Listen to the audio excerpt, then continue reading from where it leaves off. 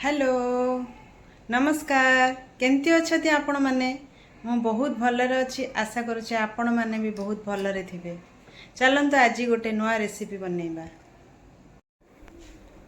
देखंतु मुझे किसी पाइनएप्पल को छोट छोट कर काटिकी सफा करके रखी आ गोटे पियाज काटी भृषंग पत्र सुखिला लंका आमर पंच फुटण आउ हिंग। स्टार्ट करिबा रेसिपी।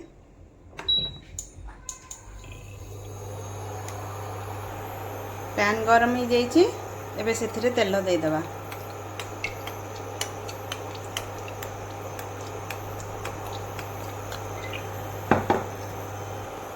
एबे से पंच फुटण ऐड करवा।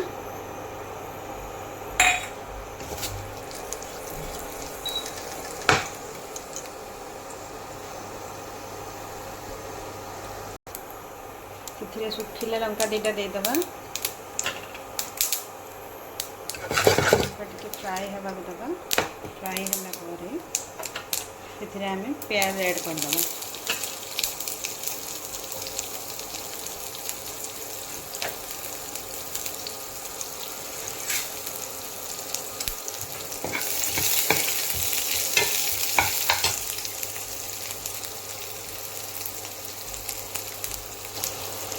किसी भृषंग पत्र ऐड करदे।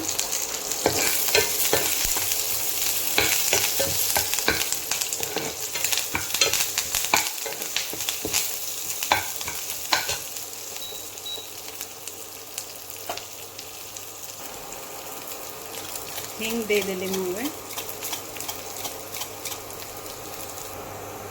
देखिए प्याज भाजी हो गला आम काटिकी रखिथिबा ककड़ी को ऐड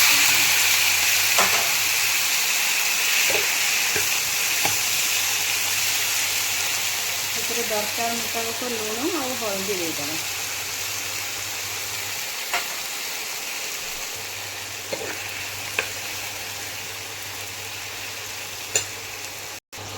भल भाव गोल सारा को ढांकी देबा।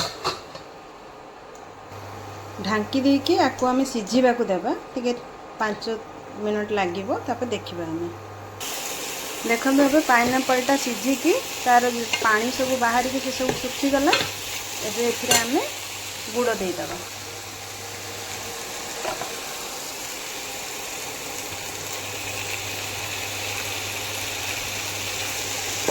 गुड़ देकी मिक्स करदे घोड़े। देखंतु बनीगला आमर सपुरी खट्टा। देखंतु जेतिकी डिलीशियस देखा जाउची सेतिकी बढ़िया लागिबो। आपण माने करंतु आ खाई कि कहिबे कमेंट करिवे केमती लागिला।